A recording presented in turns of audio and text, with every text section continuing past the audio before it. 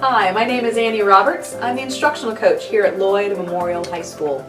It is my great honor to introduce to you your 2020 commencement speaker, Mr. Bryan Sweasy. Mr. Sweasy began his teaching career here in 3rd Hall.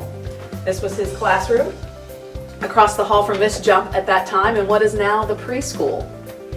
He taught English, all grades, all levels, for 14 years, including classes in journalism, speech and drama, web design, and he even directed the school play, for a number of years. Mr. Sweasy being dramatic? What? No. He was a phenomenal teacher. In 2004, Mr. Sweasy moved out of the classroom and accepted the job of Chief Information Officer for the district, moving over here to the board office, where he oversaw technology and the network for the Erlanger-Elsmere Schools for the next 13 years. Even in this role, he was still a teacher, helping those in the classroom to use technology to improve student learning for grades pre-K to 12. Finally, in his last year in the district as Chief Information Officer, Mr. Sweasy wanted to teach an English class one more time with one group of students. So your first year here at Lloyd was his last. And for those of you lucky enough to have him, you began freshman year, first period, right here in room 31. That probably seems like a long time ago, or maybe just yesterday. So as you go out into the world, here is one last lesson from someone who, no matter what the job title says, will always be a teacher. Here is Bryan Sweasy with your non-traditional video commencement address. Hello, I'm Bryan Sweasy, and I am honored to have been asked to speak to the Lloyd High School class of 2020. I'm being completely serious when I say that of the 30 years I've been in education, this is probably the highest honor that I've ever had. That's how serious I'm taking this. I sincerely appreciate the offer. When I was asked to do this, my first thought was that I would go to Tishner Middle School, to the media lab there, and they have a TV production room they've set up, and that I would record a traditional speech there. But then it occurred to me that if I have to pre-record the speech, why not take advantage of the situation to do something a little different? So I'm filming here at my house. But as some of you know, my house is not like most people's houses. My wife is the curator of the world's only museum of ventriloquism. And in the backyard of our house are 4 buildings that house almost 1,000 ventriloquist dummies. So I'm going to go into one of these buildings. I have 5 pieces of advice that I want to give you today. We'll call this speech Advice from Dummies. And so we're going to go in and let the ventriloquist dummies help to give us this advice.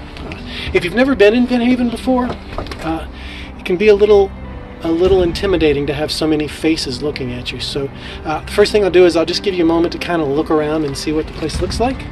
This is Van Haven. Maybe come over here and let you look over here. This is some of the dummies, just a handful of the dummies in the collection. I see a smiling monkey and a talking book and a talking trash can, talking traffic cone. That's a nice collection of dummies. And the first piece of advice that I want to give you today is, it might sound a little hokey, but I do sincerely mean it. That is to chase your dreams. If you have a dream, go for it. And to use an example that I want to use, instead of a single dummy, I want to actually give you an entire exhibit. This is Darcy Lynn's exhibit. Darcy, who you can see in this photo right here, Darcy was the winner of America's Got Talent in the summer of 2017, and she was only 12 years old. And I'm sure that when she talked about getting into ventriloquism, that people may have said to her, are you sure you want to do ventriloquism? Are you sure that's going to go anywhere? But it did go somewhere. She's been really successful with it. So you too should chase your dream. If you want to be a doctor, yeah, you may go and you may find that medical school is too hard and you can't handle it. You may want to be a musician and you may find that you just can't do it. That it's not working to be a musician. But I'll tell you what. You may try and fail, but if you don't try, you're definitely going to fail. So go for it. If you have a dream, go for it. Life is long, and you can, if it doesn't work out, you can do something else. For my second piece of advice, I'm going to use as an example this dummy. This is Handbag Harry. At first glance, it looks like just a nice woman's handbag. But if I flip the handle down, it turns into a ventriloquist figure, complete with little dangling legs here. So what sage piece of advice am I giving using Handbag Harry as an example for? Well, my second piece of advice is to be ready to change. Be prepared to change. Just like Handbag Harry changed from a handbag into a ventriloquist figure, you too are going to have to be prepared in life to change. And the way you do that is by being a lifelong learner. You're going to go off to college, or you're going to go to trade school and get an apprenticeship, or you are going to go right into the workforce and get a job. Whichever one of those things that you do, you're going to get some training and you're going to do some learning. But it can't just stop there. You're going to have to learn your whole life because, like Handbag Harry, you're going to change. I taught some of you as freshmen. I taught some of you freshman English, but that year that I taught you, that wasn't my main job. I was the director of technology for the school district. And at the time, there were 4 of us in the department. And we were talking one day, having our weekly department meeting, and it occurred to us that though we were, the 4 of us, the technology department for the Erlanger-Elsmere School District, none of us had technology degrees. There was an English major, a social work major, a geology major, and a journalism major. None of us were working in the field where we had gotten our college degrees. What we had done, what we had in common though, was that we had all continued to learn after we got out of college. And in college, we had learned how to learn. So you need to become a lifelong learner so that you'll be ready to change, because most people will not stay in the same career forever. My wife was a math teacher. She has degrees in math and education, and she runs a ventriloquism museum. I mean, it's change in careers is something that happens with most people, and you should be prepared for that. So that's my second piece of advice. Now, for point number 3, I thought I would do something non-controversial. I thought I'd talk politics. I'm being completely serious. I'm going to talk politics. Let's all just hold on to our hats in hopes that this works out, okay? I'm going to come over here and show you these ventriloquist figures. These figures, see if I can get myself in the picture. Hi. These figures are basically the presidents of my lifetime minus the last 2, President Obama and President Trump. We've got Nixon all the way over to the second President Bush. And I wanted to talk about politics for a minute because things aren't good right now in this country as far as our attitudes toward one another. For the last 10 years or so, and really, that's all that, that's 10 years is all the time you guys have had to really be aware of politics. But for the last 10 years, we've had a problem where people don't just look at people on the other side as having different ideas about how the country should go, but they look at people on the other side as being evil, bad, and they hate the people on the other side. It seems like as Americans we hate half of the country. Everybody seems to hate half of the country. I wanted to show you these guys because I wanted to say it hasn't always been like this. Maybe, during Nixon's time things weren't great, but for most of the rest of this time, now don't get me wrong, people have always thought that the people on the other side were wrong, but they haven't thought that they were evil. It hasn't always been like this, and I don't want you guys to become jaded and cynical. It can be different, and you can be part of what helps to make it different. So I guess this point is, don't be cynical or jaded about the world. It's not always going to be like this. For my fourth piece of advice, I wanted to show you this figure.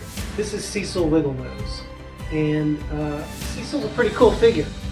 And not just because he has on a really cool tuxedo.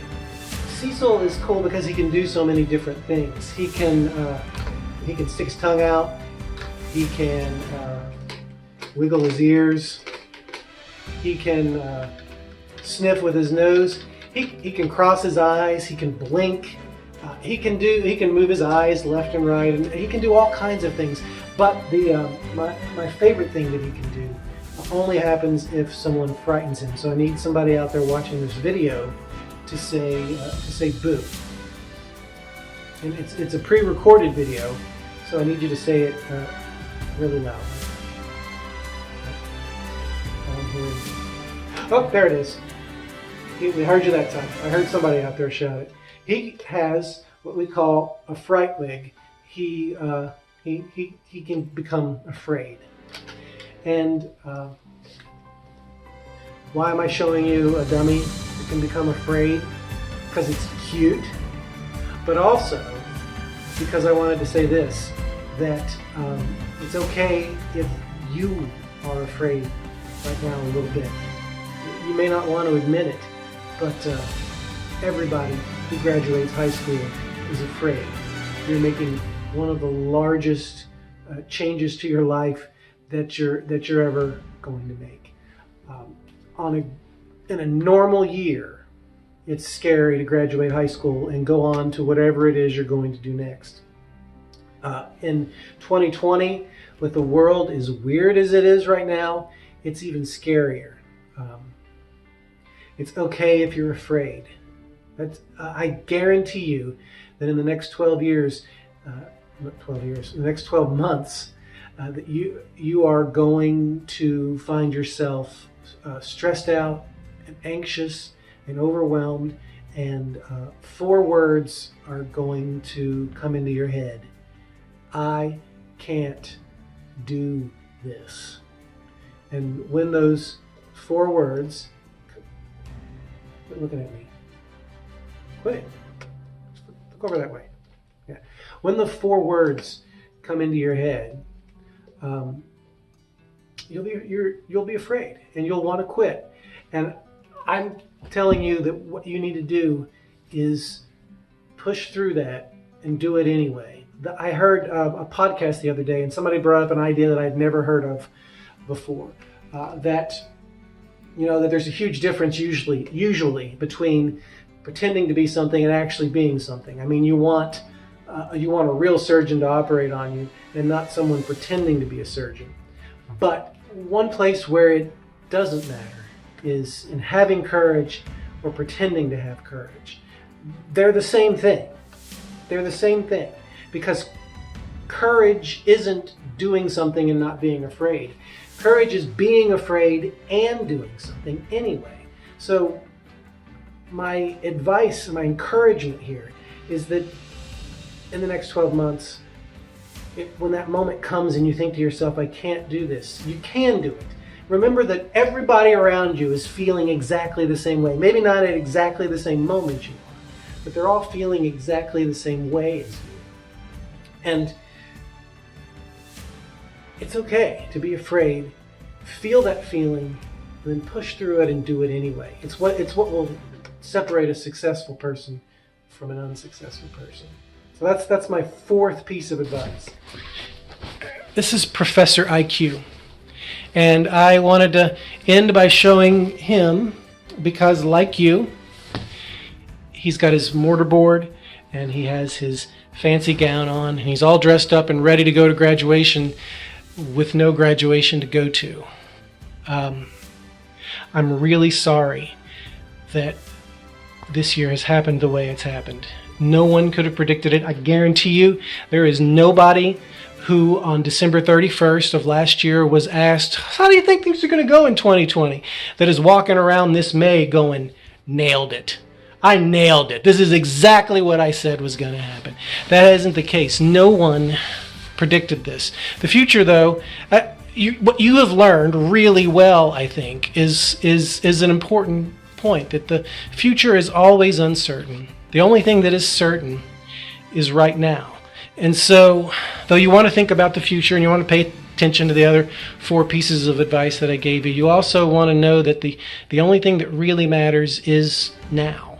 The people here with you right now. What you're doing now. So pay attention to now whenever you can. That's my advice for what it's worth. Thank you again for offering for me to come and talk to you. It's been fun sharing this collection with you. If you ever get a chance to come to Vin Haven Museum, who knows, I might be here. In fact, there's probably a good chance that I'll be here. And maybe I'll say hi to you. Take care of yourselves. Go out and have a great life. Not today. Today you need to stay home. But, when we're all allowed to go out, I hope you go out and have a good life. Thanks.